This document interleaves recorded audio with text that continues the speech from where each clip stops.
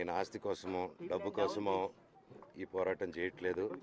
ఎందుకంటే ఇది పోరాటం కూడా కాదు, ఇది ఆత్మగౌరవానికి సంబంధించింది, నా భార్య పిల్లల సేఫ్టీకి సంబంధించింది.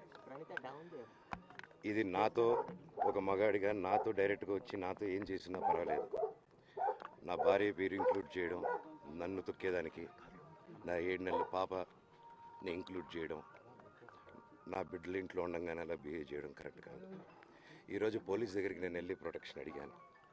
నేను మొన్న వచ్చి అడిగినప్పుడు మీకు అన్ని ఎవిడెన్స్లు ఇస్తాను, ఎస్ఐ గారు ఇక్కడి నుంచి వచ్చి నేను ఇస్తాను సార్ ప్రొటెక్షన్ చూపించాను, బౌన్సర్లు అందరూ అక్కడికి దాక్కున్నారని చూపించాను. అది కొంచెం చూసి ఓకే సార్ మీరు ధైర్యంగా ఉండండి మేము ఎక్కడికి వెళ్ళట్లేదని చెప్పి మాట్లాడి పారిపోయారు. ఇప్పుడు కానిస్టేబుల్స్ వచ్చి అందరినీ నా మనుషులందరినీ భయపించి ఇప్పుడు వాళ్ళ పేర్లు తీసుకొని బెదరగొట్టి మా మనుషులు పంపించేసి వేరే బాడీ గార్డ్ లోపల పంపించున్నారు సార్.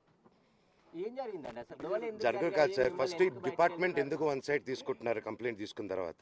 వాళ్ళకి ఏ అధికారం ఉంది? నా ప్రొటెక్ట్ చేసే మనుషులు పంపించేదానికి అధికారం ఏముంది?